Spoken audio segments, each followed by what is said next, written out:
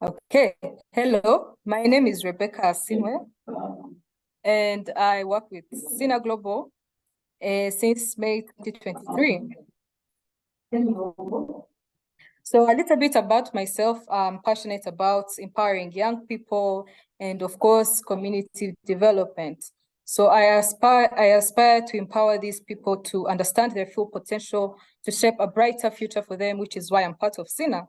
So imagine a world where these incredible young minds transform into social entrepreneurs, unleashing a wave of positive change that ripples through communities. That is the magic of SINA. And let me tell you, it's not just the job for me, but it's the passion for everyone that is here. So if you're turning challenges into opportunities, unleashing the power of youth, and creating a world where education opens doors instead of closing them, you're definitely in the right place. Ladies and gentlemen, I'm going to welcome the most amazing community, Global Innovation Valley, located in Kakuma, Turkana West, and is empowering young refugees and marginalized youth from the host community to understand themselves, to discover their purpose, and transform their challenges into opportunities through entrepreneurship. I'm going to hand it over to Blaise and welcome the Global Innovation Valley. Thank you.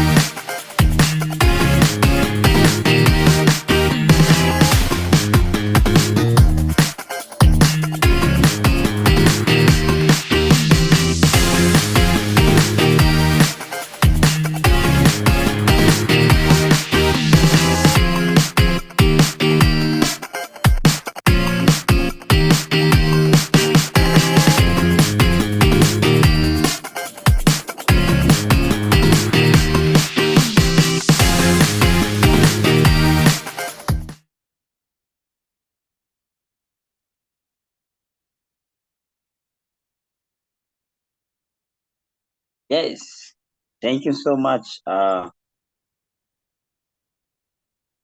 happy to be in this event today. My name is Blaise, and I'm still at my place. But I'm heading toward to our community. So maybe let me start with my story, maybe to know who is Blaise and why he's in this event today. So my name is Blaise Amani. Then our call Amani in English means peace. So the time I was born, so my parents, they were looking for peace. Then they decided once they get a child, they will just give them peace. Then I did not know why they give me peace. Then I asked them, why did you give me peace? They told me, it has been long, we are looking for peace, but now we have not even get it. The time I was a child, I found myself, my father, my families, they get refugees in Tanzania. That is years 1996, the time I was still young. Then they went back at home in my country. But that war, the peace that they were looking, is still lack until now. And today, I'm in the refugee camp. I become myself a refugee. Even my parents, at the old age, the peace that they were looking for long, they did not get it. And they found themselves as well, again, to be a refugee in Kenya. So my name is Blaise. The time I joined the refugee camp, my expectation was very high. I expect for a better life. I expect for a better future. Within the camp, I did not get it. So during being in the camp, I was traumatized and frustrated. I do not know what to do. Until that I get an opportunity for a friend who introduced me to Social Innovation Academy. Good enough, I was just, I did not apply for it, but I was sent. I was sent to Uganda. Then I went and then learned and then been transformed. I create my purpose. Yes, the journey wasn't very easy like that. The time we were sent to Uganda. We were two, but unfortunately, my colleague did not finish the program.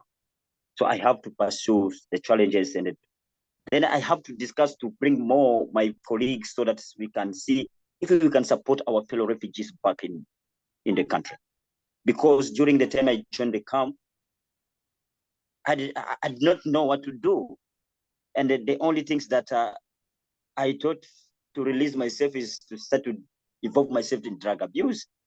Then to think like, what next? I have to release myself to all the stress, because I may not tell you I want to go back to my country, which is not safe. And even in Kenya, yes, it's safe, but no opportunity. Then I start to think to go back to Kenya to look for other refugees in order to support me to do something in the camp. Then I selected two people again, but those two people, unless they have abandoned me. Then I found myself again to Social Innovation Academy alone.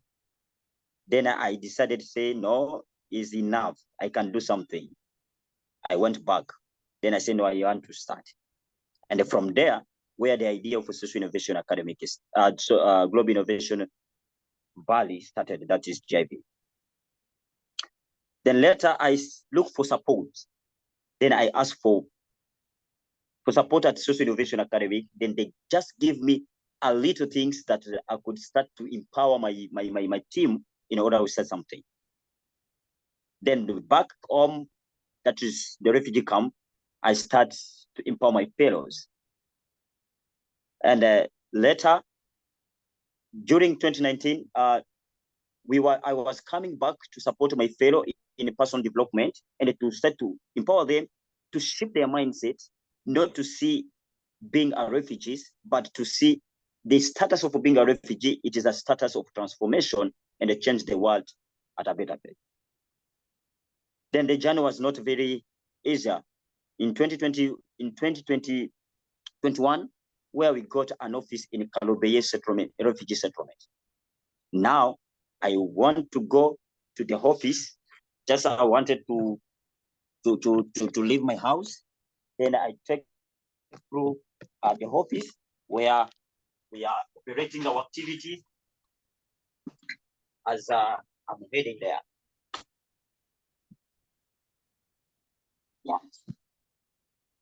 So this is my house, being the camp, but at least with the perseverance, we are trying to see if we can support each other and transform our challenges that we are going through in the refugee camp.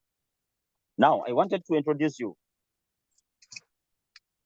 In Kenya, Kenya hosts more than 600 refugees, and then 42% of those refugees are living in Kakuma and the Kalobeyei settlements.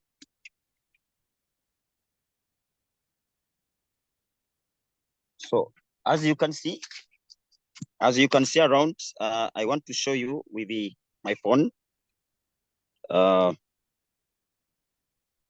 rounds of the refugee camps. As you can see, this is my neighborhood.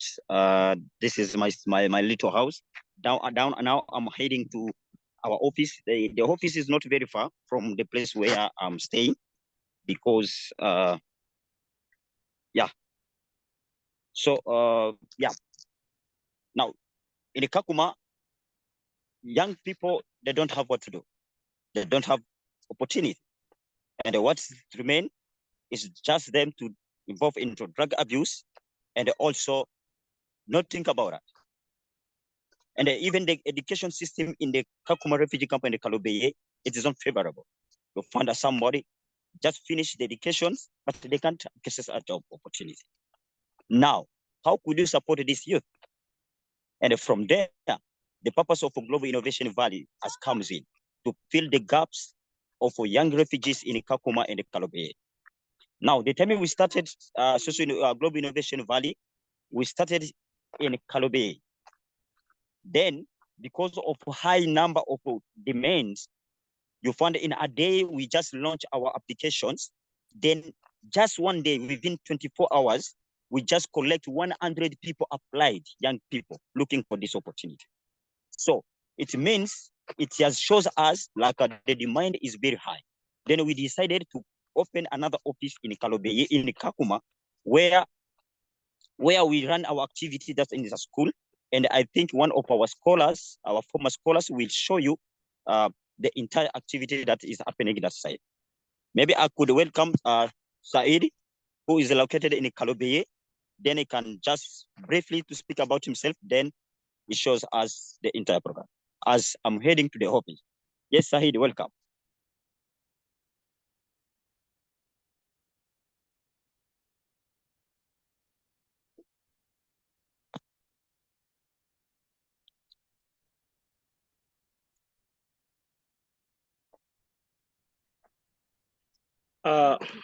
Good afternoon to you all.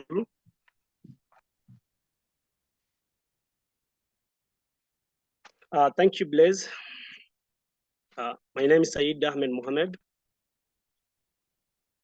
Somali by nationality, who was born in Somali, a country whereby it's a zone of war. I flee from Somali in 2006, whereby I was a victim of education and my family couldn't afford to take me a formal education. So when I came to Kenya, in the Dadaab refugee camp, is another part of Refugee. I was enrolled in a school whereby in my class, 150 students are learning or attending the class. If you don't come very early in the morning, it is very hard for you to sit the front seats. So you have to work hard to make sure that you wake up very early in the morning to find a space in order to listen and get to the content that the teacher is delivering. After within some years being in a primary education, I have finished my primary education in Hagadera, Unifty Primary School, whereby I was expecting after joining high school, life will be quite better. Staying in a refugee camp whereby you didn't come with your mother and father, it's very hard. You have to work so that you live,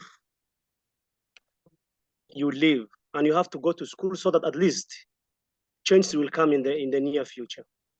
Now joining in a secondary school was also a big challenging, whereby the whole camp, there was only 2 secondary schools.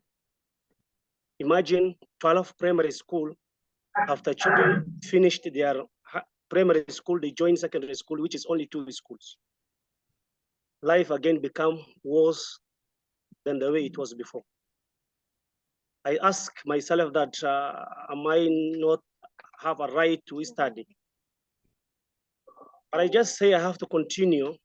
I found those whom we came together have started dropping out due to the space is limited. Enrollment was very few. If you don't get a good marks, you won't be able to be enrolled. Therefore, I finished my O levels in Hagadera Secondary School. Just say that this life, I cannot continue living the way it is right now. Then I get an opportunity to relocate myself to Kakuma refugee camp. It's within Kenya, but in a different locations. Hagadera is the northeastern province, while Kakuma is western side in Kenya. Now, when I came Kakuma refugee camp, Kakuma, as he said, Blaise, is accommodated almost more than 200,000 refugees who came from different countries. At least the one that I was before was better than when I came to Kakuma refugee camp. The education was too much worse. There was language barriers. You find people came from a different perspective, different countries with a different background of languages, who their children went to the same school. You find that there's a lot of pulling and pushings. And even the same space also limited. I'm now in a school called Horsit Primary School, which has 17 rooms accommodated 3,525 students. Imagine. In fact, life became hard. I became a school board of management, at least to support children or youth not to stay in the community, at least go back to school, continue learning. And this is the only opportunity that they can. Otherwise, in the community, there's a lot of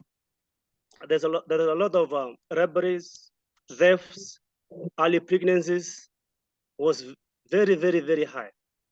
And you find drug abuses become too much. And this has resulted, the foods of UNHCR providing is not reaching out each and every person, or it's not satisfying every person.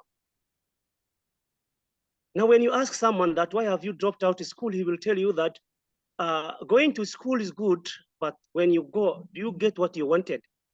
I start asking, what do you mean by that?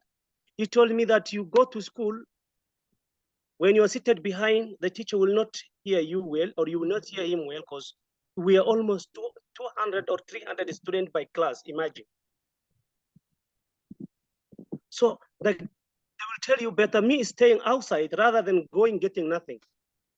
Then I said, well, that could not be a good reason why children leave to school. As I was wondering that, I get an opportunity in a scholarship in Global Innovation Valley in a program called Applied Innovation Programs. In GIV is where I discovered myself that my purpose, my true purpose, why am I in this world?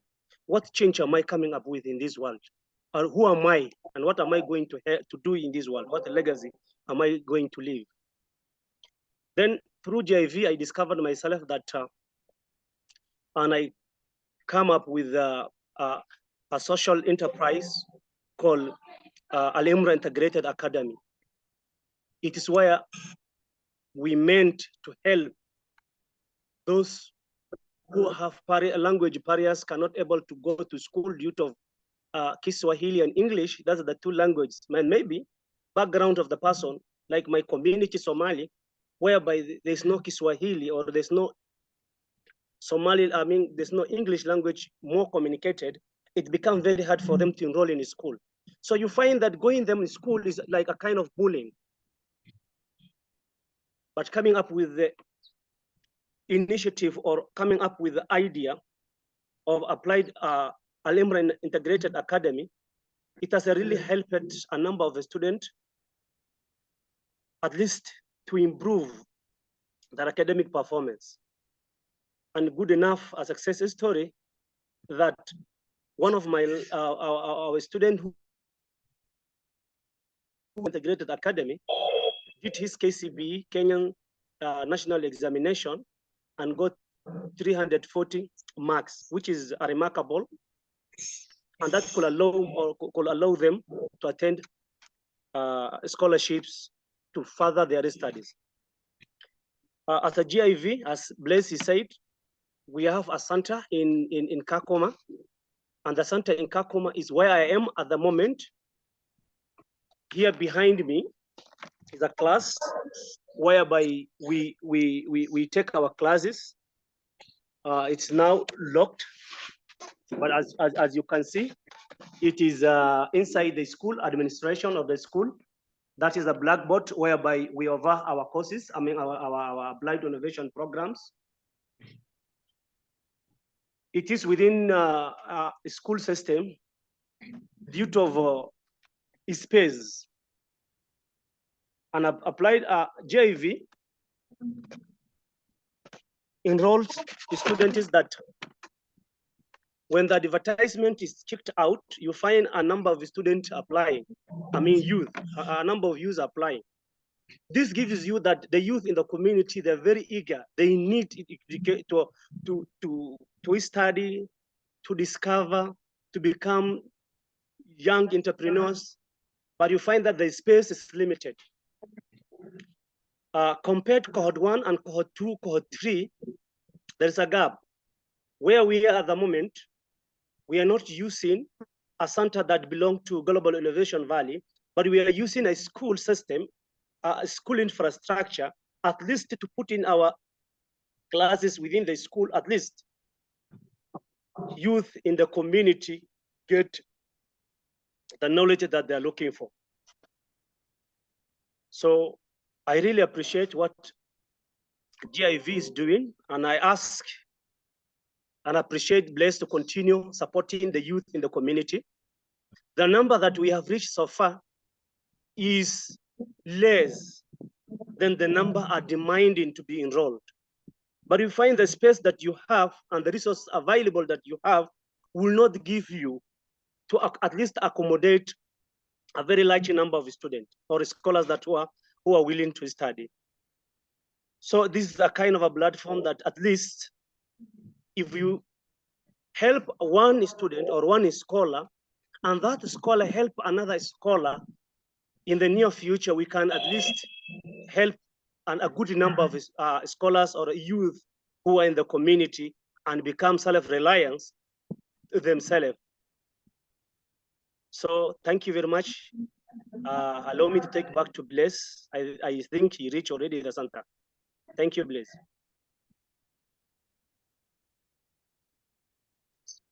Thank you so much, Said. Now I've already reached to our office in Kalobeyei. As you can see behind me, maybe I can just tune in the videos. It is okay. This is our office. As Sahid had said, we have the office in Kalobeyei, but in Kakuma, we haven't yet built, but because of high demand that it is on both sides, we have decided to start to use the available resources that is at the schools in order our scholars or our young people in the refugee camp, they can be empowered and they get the best version of it from themselves. So this is our office. Then in this office where we use we use to both sides. In the time we have a gathering, for example, a boot camp, concentration boot camp, and emerging boot camp, because our program is divided into 3 pillars. That is the first one, the just come, that is applied, and in applied global innovation, we have people who are coming from they just joined the program. Then in that program they have the idea, emerging ideas. Then after emerging idea, they have the concentrations where they come together at one place, people from Kalobeyei and as well from Kakuma. They just come to this office for 5 days concentration boot camp. Now I want to show you how the life during their with us, they look like. This is the room that we use the time those people come, they join us, they use, you can see there is a mattress here. And then once they come, we have to put more mattress, and then we require them to come up with the mat in order to sleep in that 5 days. Then we find like it is not much fun. As you can see, this is the shade that we use.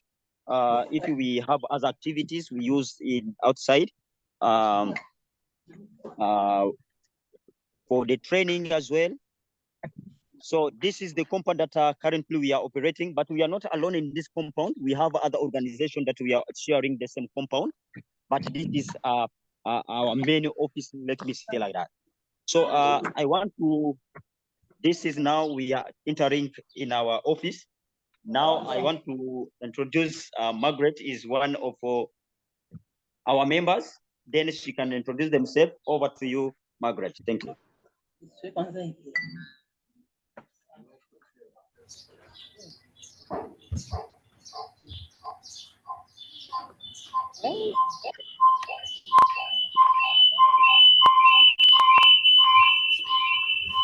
Okay. Hi everyone. So I'm called Margaret Imoli David. I'm a South Sudanese by nationality, and I am a refugee here in Kakuma. I came in 2016 during the war broke wire in my country, and I decided to escape. Me and my 2 brothers. So we look forward where we can hide ourselves and to be safe. So we decided to come in Kakuma, that is in Kalobeyei, where we are being safe where we have been taken good care of by refugees. And I am the household representative to my brother. I'm 22 years old by now, and I have joined primary school. That was 2017 in class 7. Although I faced a lot of challenges, we are about 500 pupils in a class. Really was very painful to me. I had to drop out from the school. I stay at home because I'm the only one. I act like my mother, I act like my father at home. No one is taking responsibility over us. I am the responsibility taker of my brother and sisters who I have come with. And I decided to stay at home. Challenges start to occur. I start facing a lot of problems, whereby until I force myself into peer groups. Then I decide to, at the end, I get a result of unwanted pregnancy, whereby no one is responsible for pregnancy. I again to take that responsibility, and I stayed at home until I lost everything. Like I was seeing myself like I am nothing. But through the help of GIV, that is Global Innovation Valley, GIV has really empowered me. GIV has changed my life. GIV has, let me say, has really been more than a parent to me. So I was thinking that I can do anything. I am unable. But when I read GIV, I now see myself I'm better. I'm even see myself I can do what were not planned to do. In fact, I was not able to speak in front of people, as you can see right now, but I can speak comfortable, so I'm not shy. So it is through by help of GIV. And GIV has really empowered many people, let me say, like young refugees and marginalized youth from the host community to become social ownership and to become self-reliable. And they have also empowered on social digital, which is needed today in everyone's lives, whereby you can see everywhere when you want to go. The first question they will ask you, do you know computer? In anything you want to do, you must first know computer. So GIV has taken note on that, where they train people, and also the teenage mother who are there in the community. They have dropped from the school, and they are nothing. They have seen themselves like they are nothing before others. So GIV empowered them, GIV support them. As you can see, these are what some of the teenage mother have done, and at least they have seen there are some people they have seen that they can do what others cannot do, although they have not gone in a high school, but at least they have done something that some will not do. And Okay. so these are flowers from plastic bottle, and they made out this one. And through GIV also, I have become someone better than today, and I have seen myself that I am the changer in the community. I can able to change, I can able to do anything, and I am now self-reliant. I can depend on myself. I am now job creator. I am not job seeker anymore. Everything that I was having poverty mentally, is it mentally, physically, all they are finished through GIV. And during the training of GIV, I'm holding position of secretary and assistant secretary and treasurer. That is in GIV. And the same time, I'm also a center manager. As you can see, this is our center. As Bless has said, this is our library. These are our books.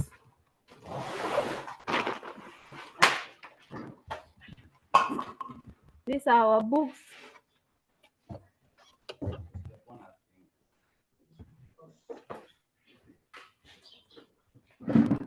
This is whereby we are training. And these are what our scholars have made. Is a table. They made with a plastic bottles. Look how it stands. And this is one of our scholars.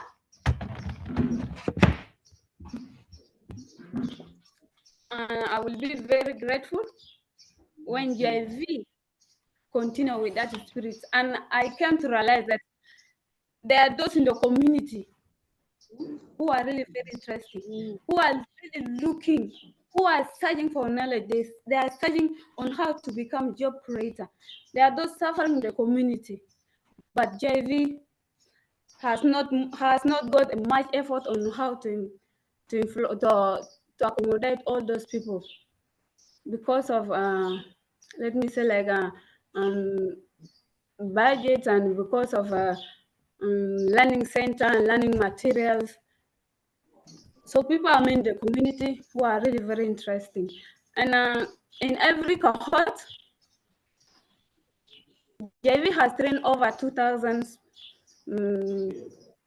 participants. Let me say 2,000 scholars. I mean, and in every year they do graduate 2 cohorts in every year. That is so good, and I'm really very grateful and very grateful that may God continue to bless, and may God continue to bless them.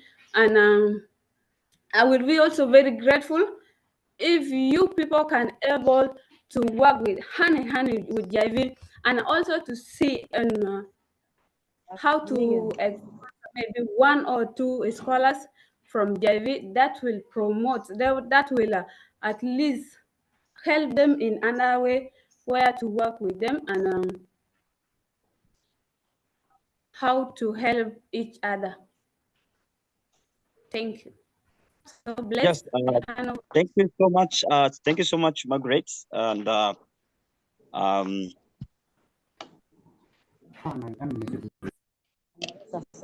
yes, thank you so much. Now we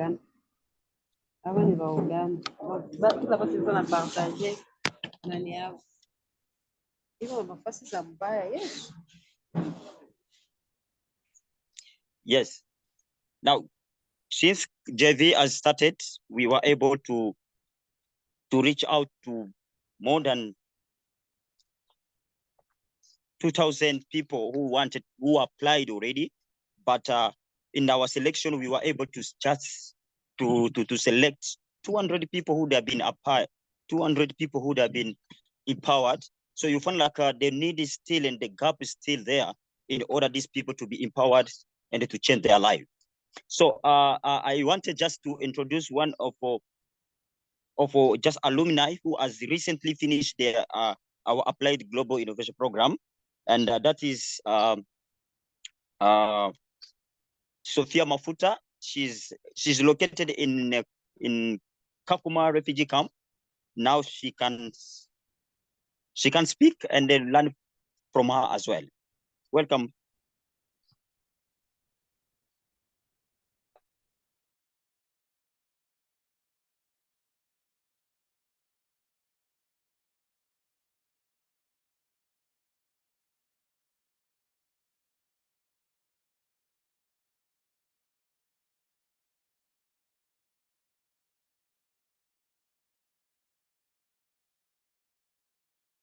Yes, Sophia, you can unmute yourself.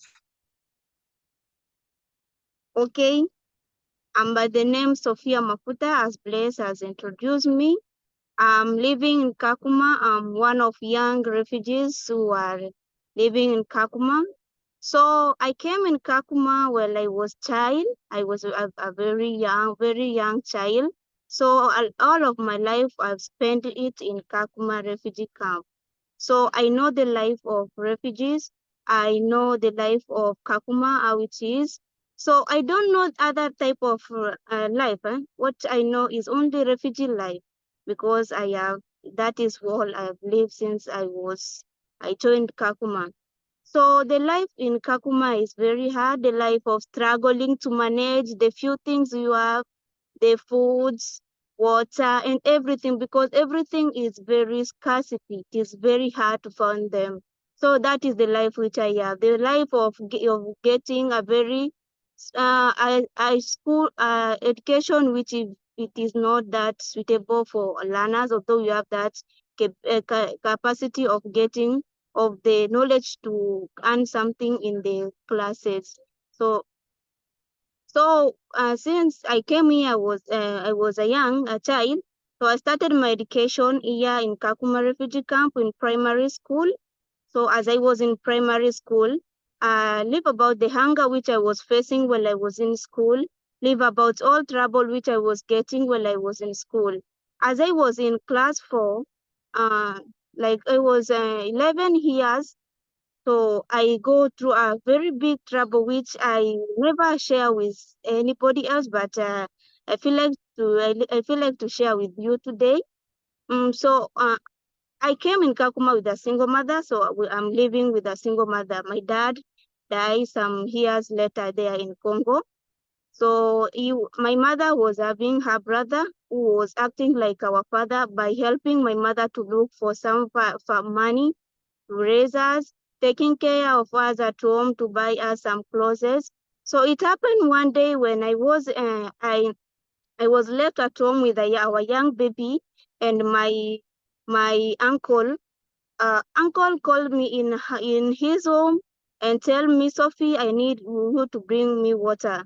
As I take the water inside his room, suddenly he closed the room, and all of a sudden I feel that he take the water and pour it to me. He take sand and pour it to my eye. Then I struggle a lot to shout, maybe I can get help. So I was surprising, what is this uncle trying to do? So in that action, I found myself on the bed, and what he did to me, it remained a history to me.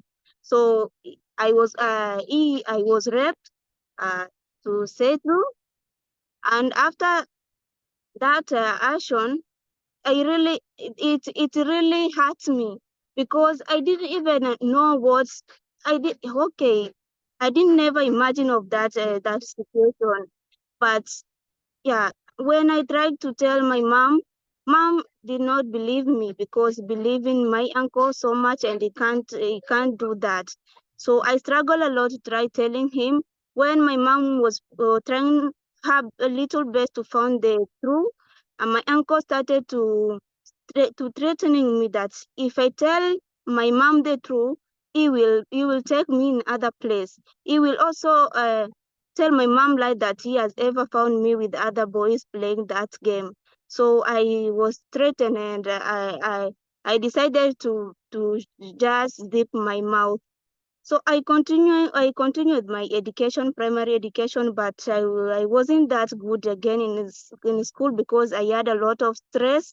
So I did not even get better whatever teacher was saying. Though the education is not that good in Kakuma because of high population in schools, and teacher sometime they can miss, but also my brain was not that good. I was emotionally torment. So I was not that good. So I decided only to continue just to go. But when I reach in high school, I decide to let go all the stress and decide to continue with my education. And my uncle, though he was disturbing me, I say I will not tell anything true about the action which he did. And I continue the education. Wherever the stress will come to me, I will let it go from my brain. So I worked hard. I dedicated my time in high school so that I can get a very good grade, and that will help me to manage to be a somebody in my family, to be providing, because in Kakuma we only believe in education and getting good grades so that you can get a good employment, and by there you'll be earning money to support the family, because the life in Kakuma is very, very, very hard for all refugees, really, really hard. So as I was doing that in school, unfortunately during our graduation in Form 4, I get that the results which I get was very discouraged. So from the stress of the results and seeing that I will not achieve whatever I was planning, because in my life I want to be a change maker, to be a person who has some impacts in the society and the family. But because of my bad grade, I lose everything, and the focus which I had, the dream which I had, I all deleted them. So the stress of the grade come there, and I also remember it also reminded me to think of the things which my uncle do to me. So I remain a very discouraged person, a very depressing, hopeless. So I see myself like a good for nothing. So I was created like to do anything, to be just a baggage in this world. So I didn't see any important thing in my life. So after that, after a long moment, like 3 months after finishing my education, is then where I met with GIV. I started with them since they started their course till somewhere. So as I was going to the GIV every day, I started seeing some impact in myself. So the life in GIV, if I say the truth, it was a very good life, and I enjoyed it so much. Even living at home or during weekend time, I was missing the class, so I was expecting it. I was wanted it to be every day. Maybe I could go there and get some important things which can help me and raise my self-esteem. So when I go there, there is time when they taught about mindset. Oh, there is where they caught me very well. They were talking about that. They also tell us how we can change our mindset and see the importance which is in us. And as they were continuing with the class, I saw it was true. The inside me, the inner me was start now waking up. The whole stress which I had because of bad grade, the things which happened to me because of my uncle, and unemployment, start going out and see that, and I start seeing myself like I can also create employment to those other students who don't have employment and who are discouraged like me. And I see that I can also give other motivation. So as I continuing, there is a time when it delighted to me so much when they taught us about purpose discovering. Yes, the idea was very smart when they were telling us how we can discover our purpose, and they continue that till we went to the concentration boot camp. We go to the Imagine boot camp. They also go with us and mentoring us, and through that I found that I have a very big purpose which I have to do in this world, and without me, other people and other young youth like me can suffer. So I change and start to know my purpose, that I have to do something. And through that purpose discovering, we come up with a project with my group, a project dealing with agriculture, whereby after seeing our life and a life of other refugees, that they are starving from hunger, they are starving from malnutrition, because in our distribution center where UNCR is giving us food, they only give us some nutritional food, like much of energy giving and protein, but for vitamin and other they don't give. So we decided to come up with another things which can help refugee to get food, because the food is not enough also. So we decided to come with a planting of vegetables and some cereals where they can buy it in a very affordable and cheap price. The food which will be growing will be very nutritional, because people are suffering from malnutrition and bad health. And since when I was in imagining boot camp, we found that the condition here in Kakuma is not that suitable for us, but because of the innovation which we were taught in GIV, we said that we can make it. If other people make it, we can make it. And from that day, I also started to implementing some of shambas and garden in our home. Here you can see them. They are vegetables here they are. So I do irrigation They are still small. They are 1 month, 1 month and some weeks in the garden. So they have grown now. We are eating some of them. So they are helping us individual. That is according to our family, but we want to do a very big project which will help the entire Kakuma refugee camp. So I thank so much GIV because they have transformed me from the good for nothing person whom I was thinking I was to a very important person who can also help the youth and give them advice and motivation, who can also create works and help not only my family as I was thinking, but also the whole world or the whole refugee, the entire refugee camp. So I congratulate the GIV team so much. So what I could request from the GIV team is that I would like them to continue with that spirit, to continue teaching other youth as they were doing, to continue transforming other youth as they transform me and empower me to an important person who like whom I am by now. So other people for the other organization or people who are supporting it, as you have seen their office and other things, you see that they're still very young. But whatever they have done in these few years, they have started their vision. They have done a very great work for us, our beneficiary, their beneficiary and the scholars. So I will pray you, I will request that they continue and support them if for other funds, other funds, motivation, ideas, and other things. That is the request which I have to the all people, and for GIV team, continue with that spirit. Yes, you are making it. You are really making it, transforming and empowering people. I appreciate so much. I appreciate so much. There are millions of young youth who are suffering in Kakuma refugee camp. Please help them. It is time to help them. Don't allow them to die as I was going to die. If I could found you, maybe I could decide another things to do, which maybe it could give me an impact. But because of you now, I am Sophia whom I plan to be. I'm a very big and grateful person because of GIV. And our project now, we are continuing to implement it, the project of agriculture, planting vegetable, which will bring a very good impact to the Kakuma refugee community, which are suffering from hunger and malnutrition. Thank you. I return back the chance to Blaise. Thank you. Yes, back to me.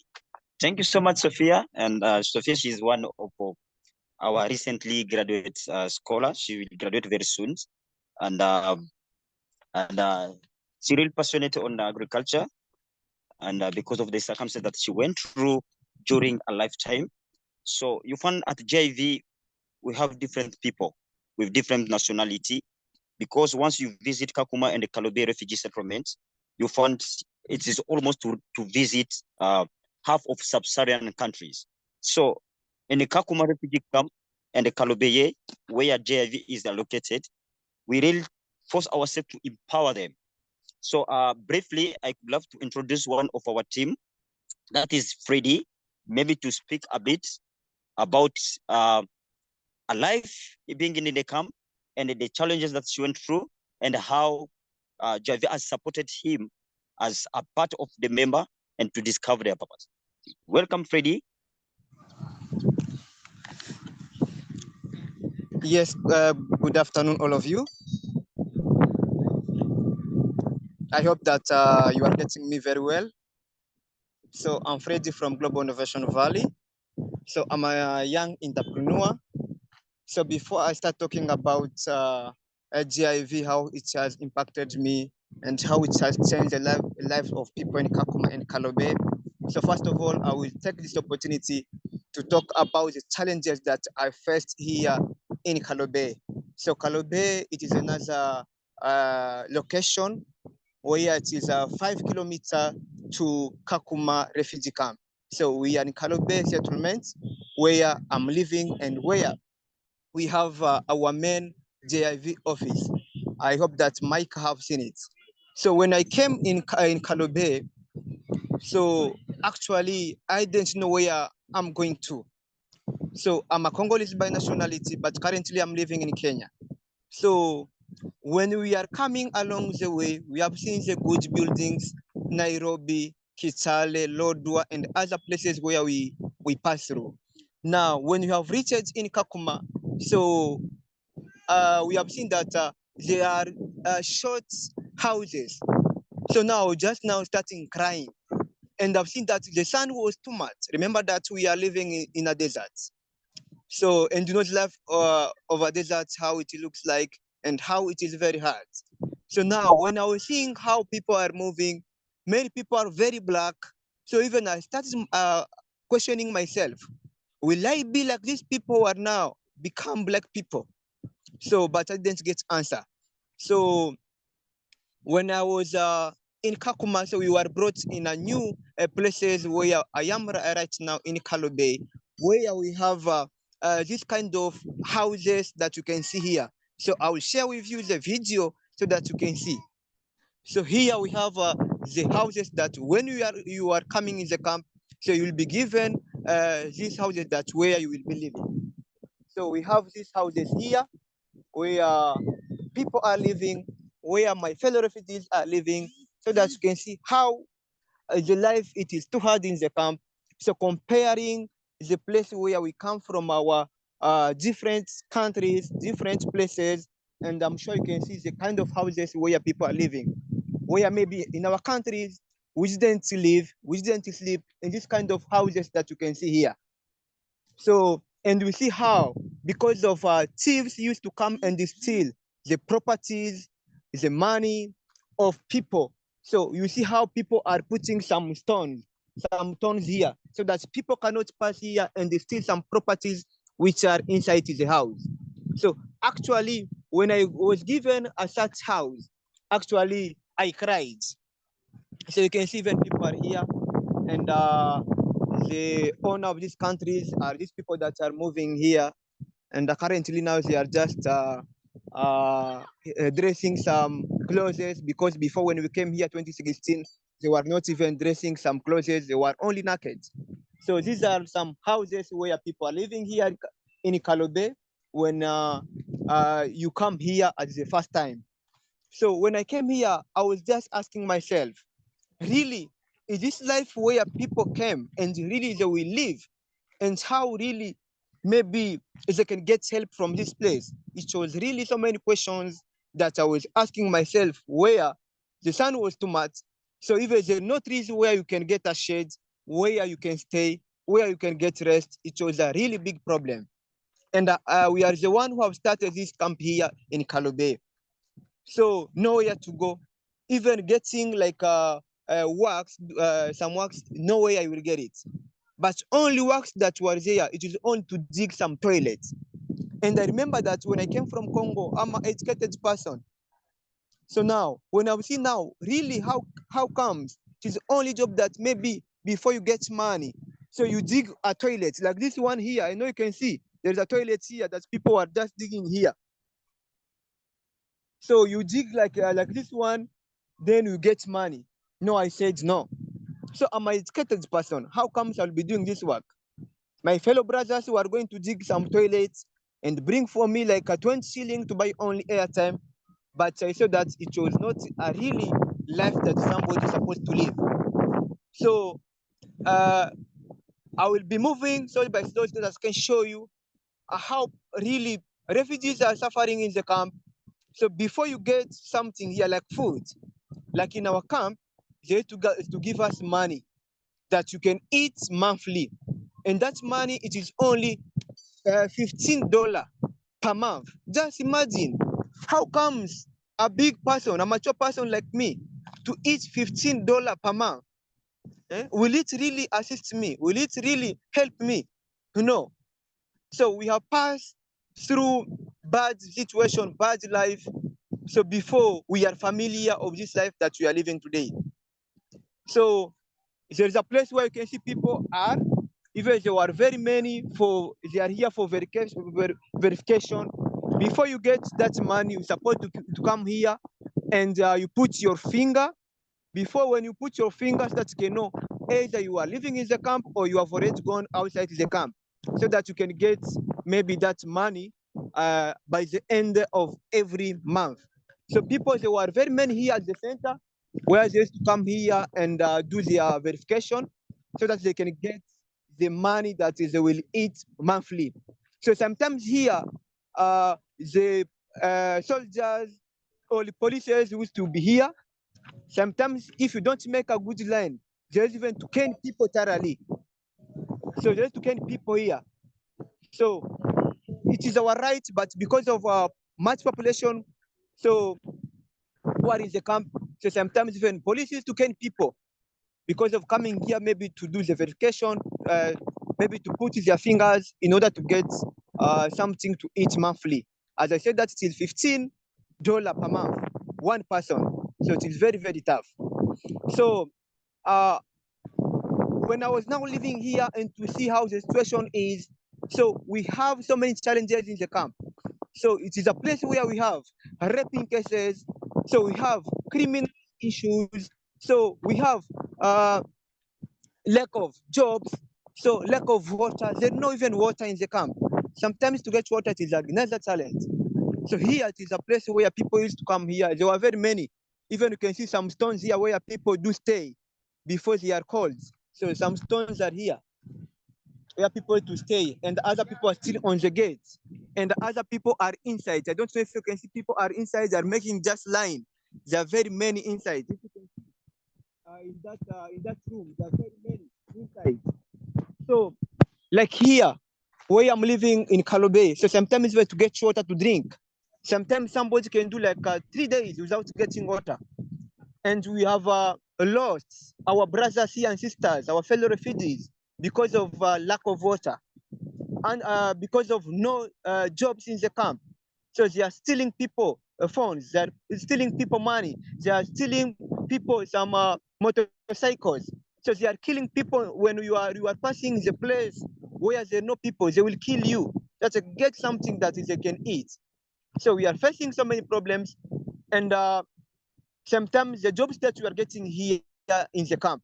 So because everywhere in the world, when you are a refugee, so you are a person that you are neglected. So you are like, you don't have a value.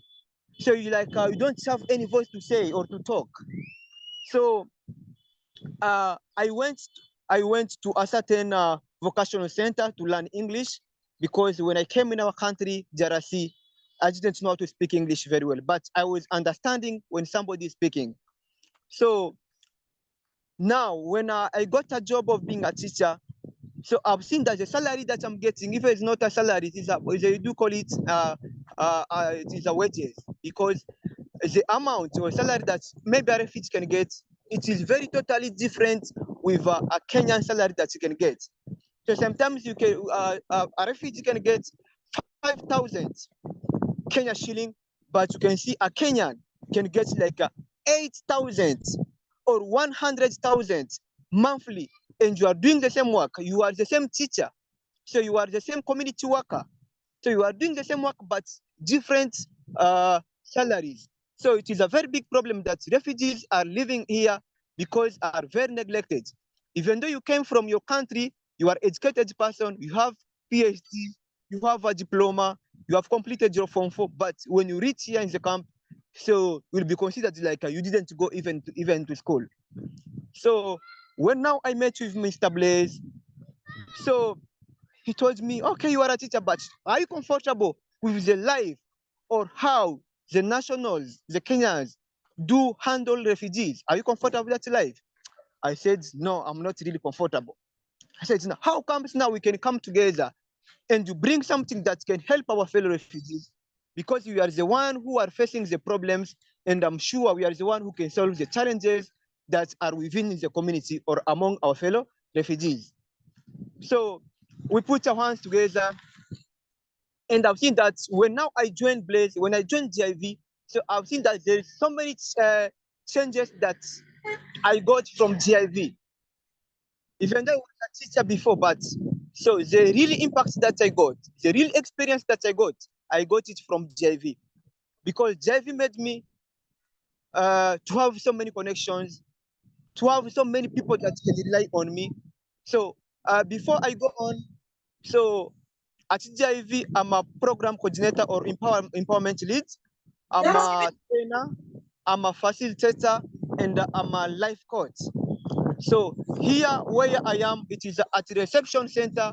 When a refugee comes from his home, from his country, so they used to put them from some here where I am, so they can stay here for so long, even like 1 year you can stay here. So here it is a reception center where refugees are living. So you can stay here for 1 year, then you will be taken out in the community. But here in this reception, so people are living in a bad life. Even you can see the houses which are there constructed, these tents which are here, and Bro, the I sun, have a doubt. and the sun, it is too hot in the camp. So nowhere where they can get maybe a rest. So nowhere they can stay